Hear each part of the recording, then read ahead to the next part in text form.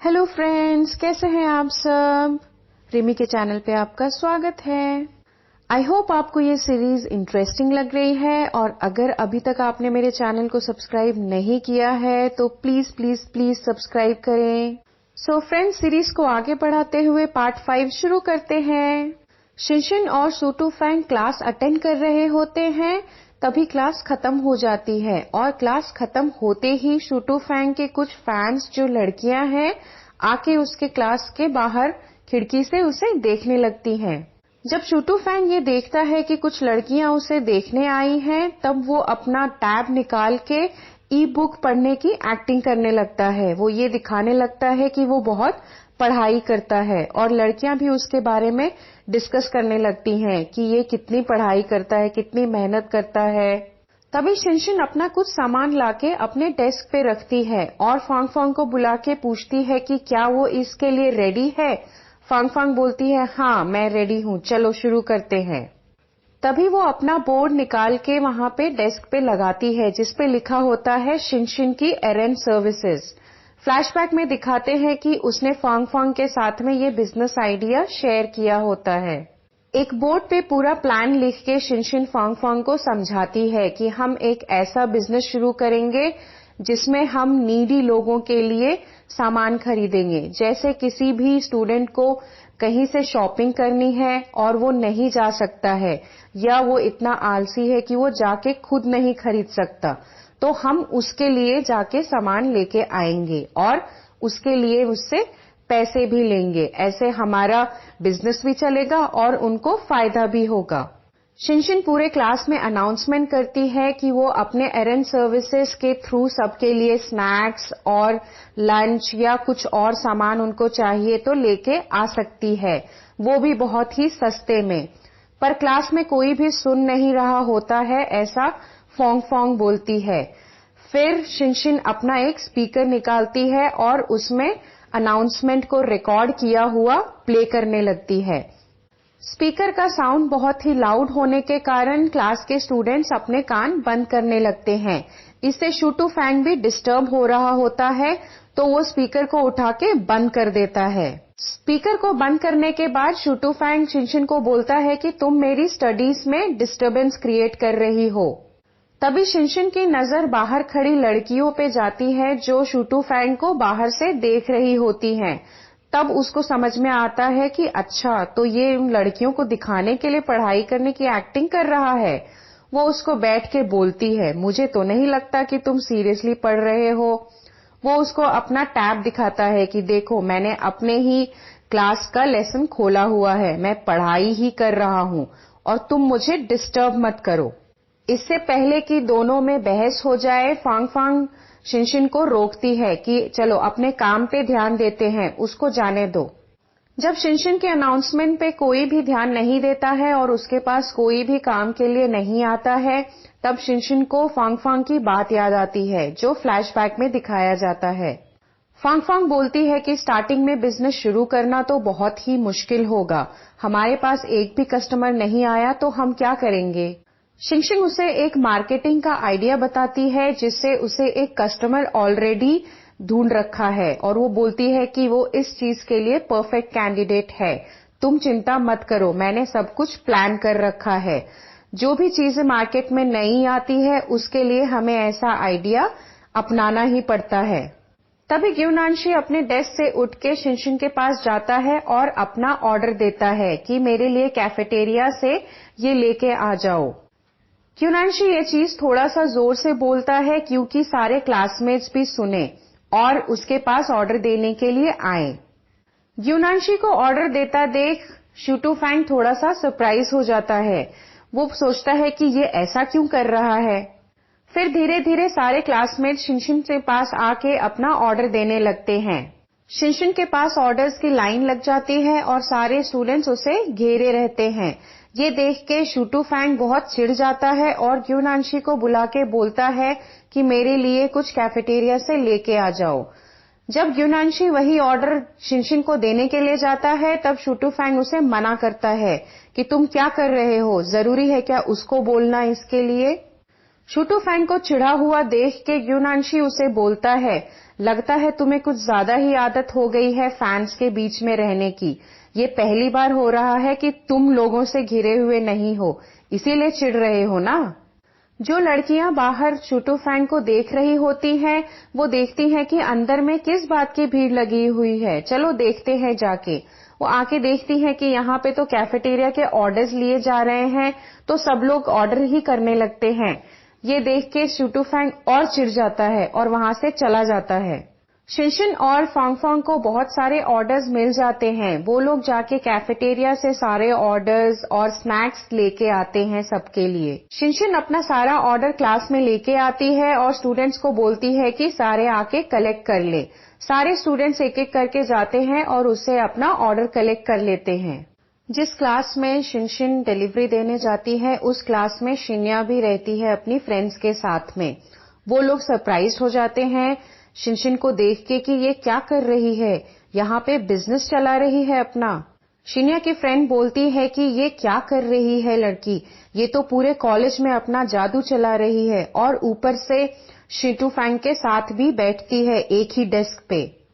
Shinya को ये सब देख के ऑलरेडी गुस्सा आ रहा होता है और ये सब सुन के उसके फ्रेंड के मुंह से और गुस्सा आने लगती है। उसको बोलती है कि तुम चुप करो, कुछ भी बकवास मत किया करो, और वहां से गुस्से में चली जाती है।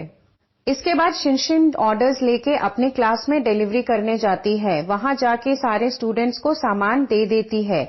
उसके बाद एक बैग लेके शूटू फैंग के पास जाती है और डेस्क पे रख देती है। उसमें से एक लेटर निकाल के शूटू फैंग को दिखाती है कि ये लेटर को पढ़ो।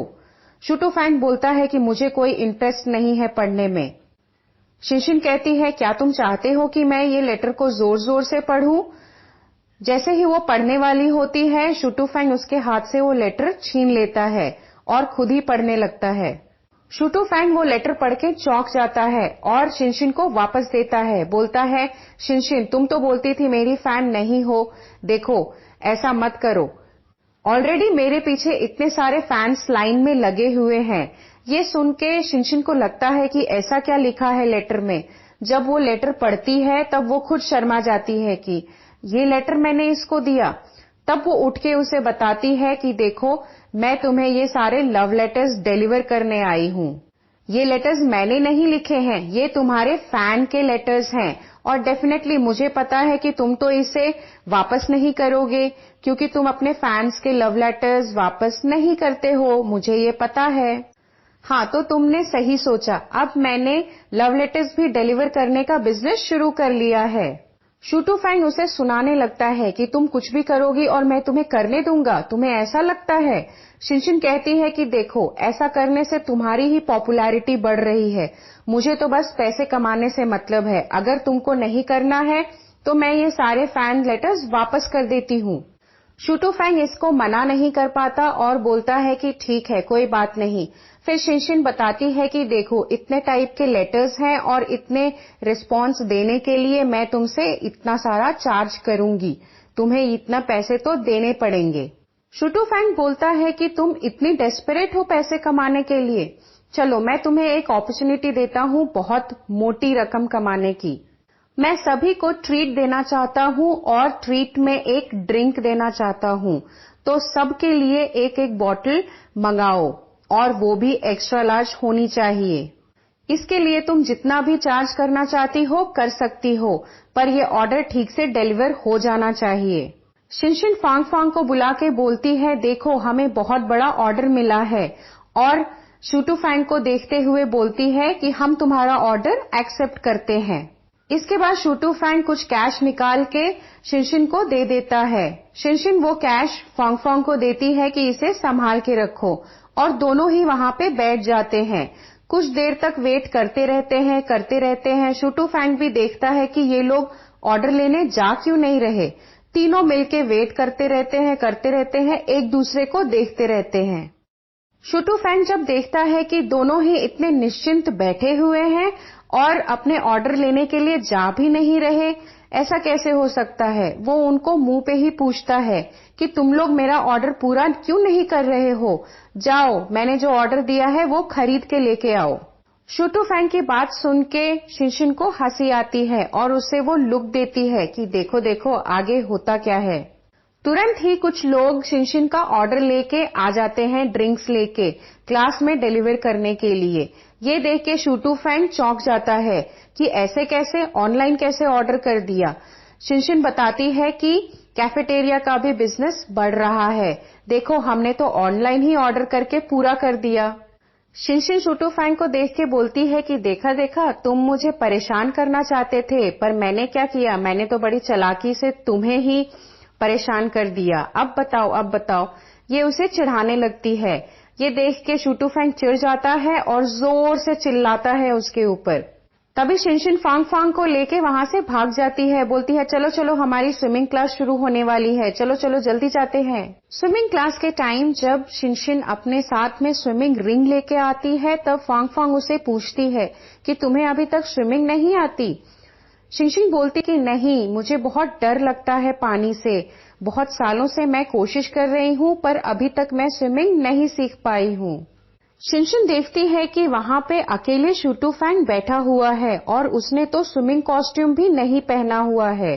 उसके कुछ दोस्त आके उसे बोलते हैं कि शूटू फैंग किसी के साथ भी स्विमिंग नहीं करता, वो अपने प्राइवेट पूल में ही स्विमिंग करता है। वो क्लीनलीनेस को लेके बहुत ही पर्टिकुलर है और किसी के साथ स्विमिंग पूल शेयर नहीं कर सकता।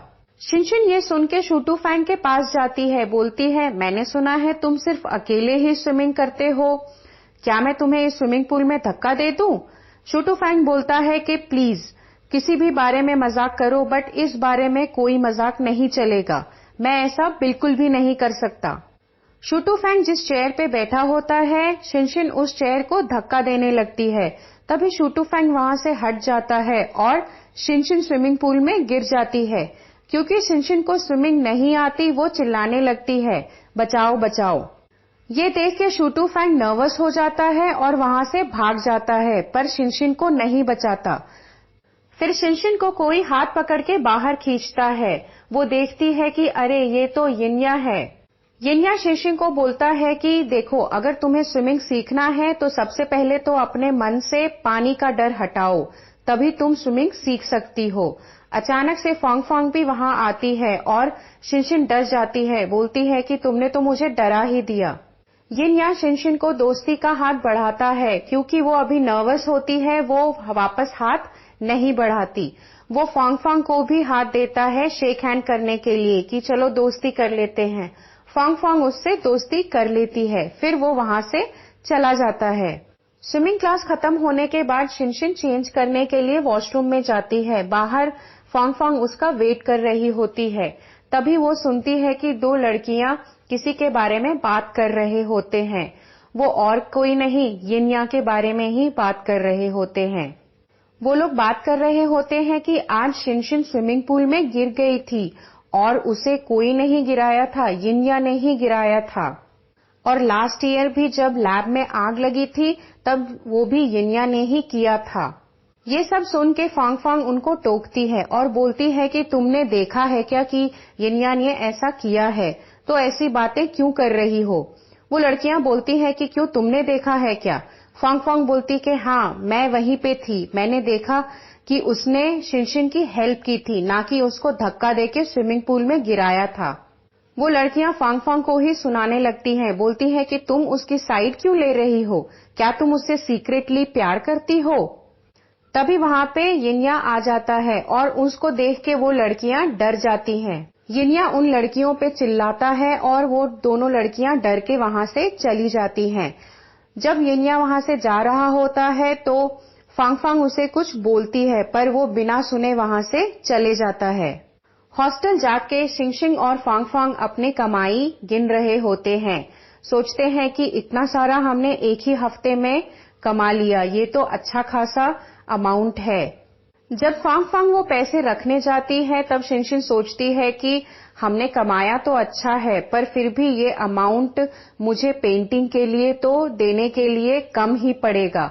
मैं क्या करूं ऐसा जो उतने सारे पैसे मैं चुका सकूं, और अगर ना चुका पाई तो मुझे स्कूल से बाहर भी निकाल दिया जाएगा। और वो सारे पैसे देने का तो दिन कल ही आ रहा है। अगर मैंने पैसे नहीं दिए तो पता नहीं क्या होगा।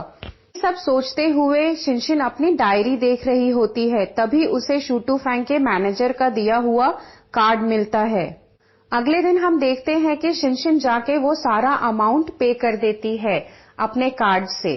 सर को बोलती है कि देखिए मैंने सारे अमाउंट पे कर दिए, अब तो मुझे स्कूल से बाहर नहीं जाना होगा ना। वो बोलता है कि नहीं, तुम चिंता मत करो, पर आगे से कोई भी चीज ऐसी मत करना जिससे तुम्हें दिक्कत हो। शिनशिन जब ऑफिस से बाहर जा रही होती है तब देखती है कि वहां शिन्या आई हुई है। उससे पूछती है कि तुम यहाँ क्या कर रही हो। शिन्या बोलती है कि तुम अपने काम से काम रखो। शिनशिन जब जाने लगती है तब शिन्या उसे पीछे से टोक के बोलती है, अरे सुनो, मैंने सुना कि तुम शूटू फैंग की असिस्टेंट बन गई हो। शिनशिन बोलती है, बड़ी जल्दी खबर मिल गई तुम्हें। हाँ, मैं अब उसकी असिस्टेंट हूँ। शिन्या बोलती है कि असिस्टेंट तो तुम बस नाम के लिए हो, मुझे सारी बातें पता चल चुकी हैं। ये सुन के शिनशिन शिन्या को चिढ़ाने लगती है। बोलती है कि मैं उसकी पर्सनल प्राइवेट असिस्टेंट हूँ और उसकी डेस्कमेट भी हूँ, जो तुम नहीं हो। ये सुन के शिन्या और चिढ़ जाती है और गुस्सा करने लगती है। शिनशिन वहां से भाग जाती है। शूटू फैंग और ग्यूनांशी बातें कर रहे होते हैं। ग्यूनांशी बोलता है कि शिनशिन अब सही में तुम्हारी असिस्टेंट बन गई है। शूटू फैंग बोलता है कि हाँ, वो बोलती थी कि वो मेरी फैन नहीं है, और अब देखो कितने सारे टिकट्स उसने मेरे खरीद लिए हैं शो के। इस बात पे ग्यूनांशी शूटू फैंग को बोलता है कि देखो, मैं तुम्हें अभी से ही बोल रहा हूँ, थोड़ा संभल के ही रहना। याद है तुमने एक बार कहा था कि जो भी तुमसे टकराएगा उसके लिए अच्छा नहीं होगा, और वैसे भी तुम्हारे साथ अभी कुछ न कुछ हो ही रहा है। ये सुन के शूटू फैंग उसे चौंक के देखता है कि ऐसे कैसे बोल रहे हो। तभी दोनों देखते हैं कि क्लास में शिनशिन के आसपास बहुत भीड़ लगी हुई है और कुछ चल रहा है वहां पे। शूटू फैंग आके शिनशिन को बोलता है कि ये तुम क्या कर रही हो। शिनशिन बोलती है कि मैंने तुम्हारे शो के टिकट्स खरीदे थे और मुझे लगा कि इतने अच्छे से बिकेंगे तो नहीं, पर मैंने ऑनलाइन सबको ऐड दे दिया और सारे टिकट्स बिक गए। देखो मुझे कितने सारे पैसे मिल गए तुम्हारी टिकट्स को फिर से बेचने के। शूटू फैंग ये सुन के गुस्सा करता है और घूर के शिनशिन को देख रहा होता है। तभी ग्यूनांशी उसके कान में आके चुपके से बोलता है, देखो उसके पैसे तो कमाई हो रहे हैं, अब तुम चाहते हो कि उसकी एरंड सर्विसेज ऑलरेडी बंद हो जाए, तो अच्छा है ना, उसको जितने पैसे चाहिए वो कमा लेगी और इस सर्विस को बंद भी कर देगी, तो जो वो करना चाह रही है उसे करने दो। कुछ देर बाद जब क्लास में शूटू फैंग बैठ के अपना कुछ काम कर रहा होता है, तब अचानक से उसे फील होता है कि उसके बाजू में कोई बैठा हुआ है। वो जैसे ही देखता है तो एक लड़की उसके बाजू में बैठ के उसे अच्छे से प्यार से देख रही होती है। वो ये देख के चौंक जाता है और उसे समझ नहीं आ रहा होता कि ये क्या हो रहा है। तभी शिनशिन और कुछ लड़कियों के साथ आती है और कुछ अनाउंसमेंट करने लगती है। शिनशिन अनाउंसमेंट कर रही होती है कि सुनो सुनो सुनो, आपके लिए गोल्डन मौका है, ये गोल्डन सीट पे बैठने का। ये सीट और किसी के बाजू में नहीं, द फेमस स्टार शूटू फैंग के बाजू में है। जब वो ये अनाउंसमेंट कर रही होती है तब शूटू फैंग उसके पास आके बोलता है कि तुम्हारे पास ऑलरेडी इतने पैसे नहीं हुए हैं अभी तक, इतना नाटक क्यों कर रही हो और कितने पैसे चाहिए तुम्हें। शिनशिन बोलती है कि क्यों, मैं थोड़े पैसे ज्यादा कमा लूंगी तो उससे दिक्कत क्या है तुम्हें, और वैसे भी देखो हम एक ही डेस्क पे बैठते हैं, ना तो तुम मेरे साथ बैठना चाहते हो ना मैं तुम्हारे साथ बैठना चाहती हूँ, और अगर तुम्हारे बगल वाली डेस्क को मैं रेंट पे देती हूँ तो उसमें दिक्कत ही क्या है। ऐसे तो मैं तुम्हारे फैंस जो इतनी सारी लड़कियां हैं उनकी हेल्प ही कर रही हूँ ना एक तरह से। ये सुन के शूटू फैंग को बहुत गुस्सा आता है और वो शिनशिन के कुछ कार्ड्स उठा के डेस्क से फेंक देता है और बाकी लड़कियों को वहां से जाने के लिए बोल देता है, और शिनशिन को कहता है कि ये फालतू की सर्विसेज जो चला रही हो वो अभी बंद होनी चाहिए, ये आगे से नहीं चलेगा, और बैठ जाता है। शिनशिन पूछती है, तुमने ऐसा क्यों किया, मैं अपना बिजनेस ही चला रही हूँ। शूटू फैंग बोलता है कि देखो अब से तुम मेरी असिस्टेंट हो, और असिस्टेंट होने के नाते तुम मेरे साथ में कॉन्ट्रैक्ट में हो, तो तुम ये बिजनेस अगर चलाओगी तो इसका मतलब तुम मेरा कॉन्ट्रैक्ट तोड़ रही हो, और ऐसा करने से तुम्हें तो मालूम है कि वो पेंटिंग के बदले तुम्हें ज्यादा अमाउंट पे करना पड़ेगा। ये सुन के शिनशिन थोड़ी शांत हो जाती है। फिर शूटूफैंग उसे बोलता है कि अच्छा अच्छा ठीक है, जाओ मेरे लिए पानी लाओ। शूटूफैंग को वो बोल के जाती है कि देखो, मैं सिर्फ इसीलिए कर रही हूँ ये सब क्योंकि मैं तुम्हारी असिस्टेंट हूँ और कॉन्ट्रैक्ट है, और जो शिनशिन बोलती है वो करती है। फिर वो वहां से पानी लेने के लिए चली जाती है। पानी मंगवाने के बहाने शूटूफैंग शिनशिन को परेशान करता रहता है, उससे कुछ न कुछ बार बार बहाना बोलते रहता है कि ऐसा लेके आई हो, ऐसा लेके आई हो, फिर से लेके आओ, और वो बार बार करते रहती है, पर उसका मुंह बना होता है कि ये मुझसे ऐसे करा रहा है, और गुस्सा भी रही होती है। तभी क्लास में मैथ्स की टीचर आती है और बोलती है कि आज यहाँ पे पेपर होने वाला है। पेपर डिस्ट्रीब्यूट करवाती है और टेस्ट लेने लगती है।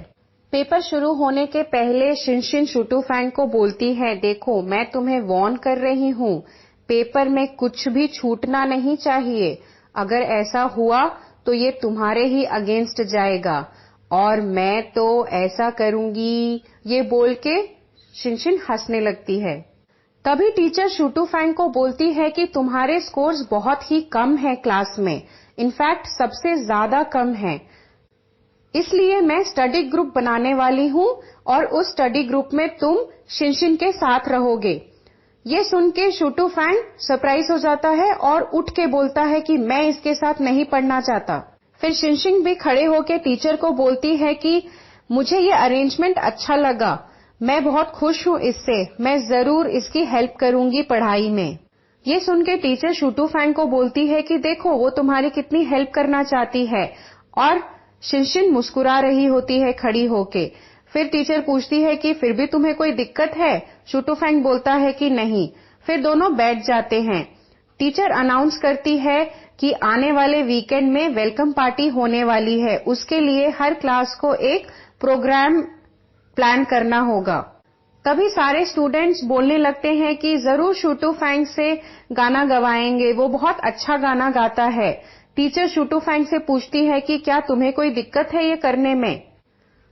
शूटूफैंग बोलता है कि नहीं, मैं परफॉर्मेंस कर दूंगा। ये सुन के क्लास के सारे स्टूडेंट्स बहुत खुश हो जाते हैं।